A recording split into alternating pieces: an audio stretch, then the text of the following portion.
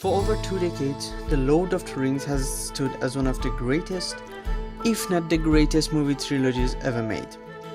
Its impact on modern cinema, storytelling and pop culture is undeniable.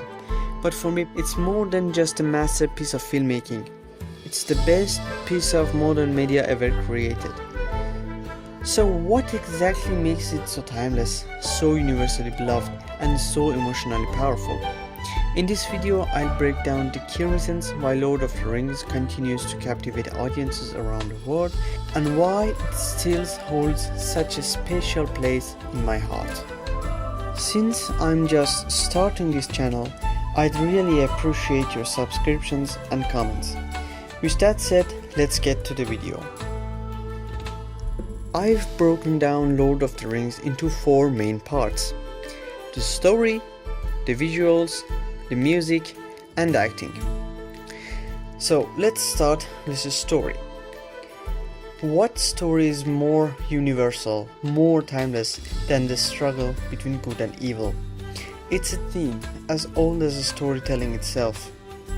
But Lord of the Rings doesn't just tell that story, it defines it for the modern era.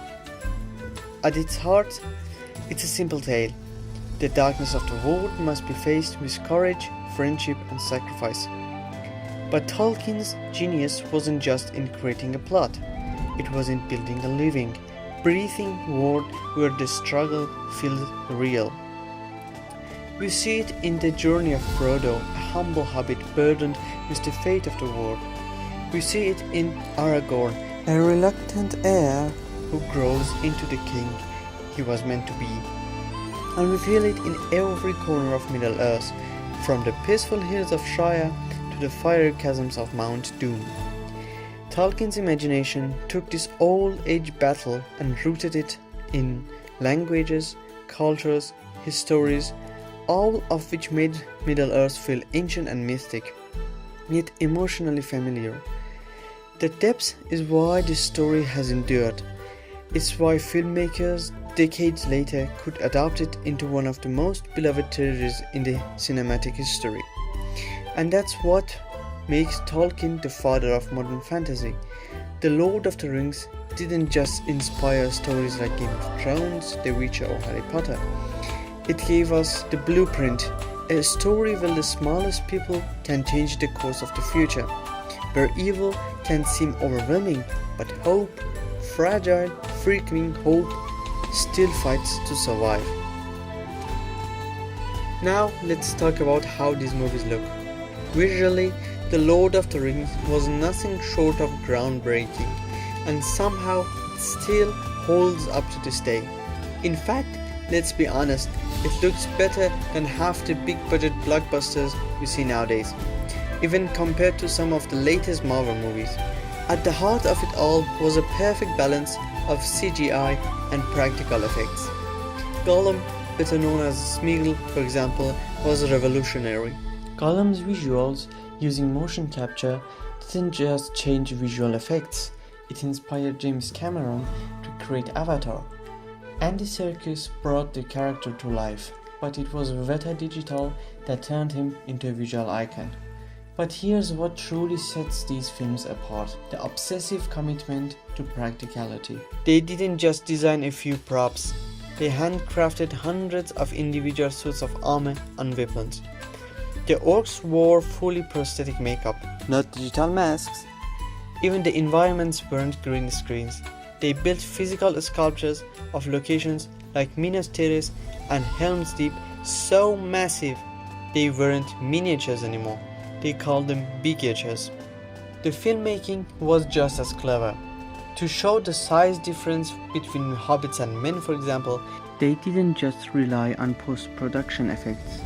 They hired actors of different heights, built duplicate sets in multiple scales, and used forced perspective, a simple camera trick used so creatively it made the illusion seamless. The result? Middle-earth doesn't just look beautiful, it feels tangible. The mud, the fire, the stone, it all looks like you could reach out and touch it. Even if you muted the sound completely, you'd still be blown away by the scale of the battles, the texture of costumes, and the sheer craftsmanship behind every frame. This wasn't just filmmaking, it was world building in the most literal sense. Now don't even get me started on the music. Howard Shore didn't just compose a soundtrack, he created the heartbeat of Middle-earth.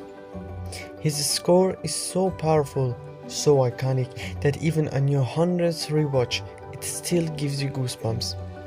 Every place, every people, every moment has its own distinct musical identity. For example, the theme of the Fellowship, bold, noble, and full of hope. Gondor's music carries the weight of a fallen kingdom. Rohan's theme, with its haunting solo fiddle, captures the rugged strength of Horselords. And then there's Mordor, dark, guttural, relentless. You feel the evil before you even see it. And it goes beyond locations. Characters too are brought to life through music. Gandalf, Aragorn, Eowyn, Gollum, even Shadowfax, Gandalf's horse, has a musical motif. These themes aren't just background noise, they tell a story of their own, growing and changing as the characters do. It's the music that lifts moments from memorable to unforgettable. When Sam carries Frodo up Mount Doom, when the beacons of Gondor are lit, when the Fellowship sets out from Rivendell, it's Howard Shore's music that gives those scenes a soul. Without this score, The Lord of the Rings wouldn't be what it is. It's not just part of the film, it is the film. It breathes life into the story, stirs your emotions, and makes Middle-earth feel real. And we can't talk about Lord of the Rings without praising the acting. The casting is honestly genius. Bringing in seasoned veterans like Ian McKellen, Cate Blanchett, Hugo Weaving, and Christopher Lee to play the older, more ancient characters was a masterstroke. These are roles that demand gravitas, and they deliver. Every time Ian McKellen speaks as Gandalf, it doesn't feel like acting. It feels like the voice of some 1,000-year-old being, wise, patient, and powerful. He is Gandalf. The same goes for Cate Blanchett's Galadriel, elegant, mysterious, and just a little terrifying. And Hugo Weaving's Elrond, carrying the weight of immortality with quiet authority. And Christopher Lee's Saruman, masterfully portraying the ancient wizard. But here's the really bold move. Mixing those veterans with a cast of relatively unknowns. Back then, nobody knew Elijah Wood or Orlando Bloom, and Viggo Mortensen, he wasn't even the original choice for Aragorn. He joined the production after filming had already started. It was a gamble, and it paid off in a huge way. These actors didn't just fill their roles, they became them. Elijah Wood gave Frodo this fragile vulnerability, always on the edge of breaking, but still holding on. Viggo brought raw intensity to Aragorn, making his journey from ranger to king feel real and earned. And Orlando Bloom, he turned Legolas into one of the coolest characters in the trilogy with barely a dozen lines. The chemistry between the cast, especially the Fellowship, feels genuine, because it was. They trained together, lived together, and formed real friendships. You can feel it on the screen. And that's why the emotional moments hit so hard, because these performances weren't just good, they were believable. The Lord of the Rings isn't just a film trilogy. It's a once-in-a-generation achievement in storytelling, craftsmanship, and adaptation. It raised the bar for what movies could be, and honestly, nothing has quite matched it since. So with that said, we come to the end of this video. I hope you enjoyed this video. If you enjoyed, I'd really appreciate it if you left a like and subscribe to the channel.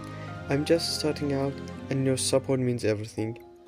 Got a favorite moment from the trilogy, something you'd like me to dive deeper into, or maybe another movie you want to see reviewed? drop it in the comments. I'll be reading them all, and your idea might even end up in a future video. Thanks for watching, and I'll see you in the next one.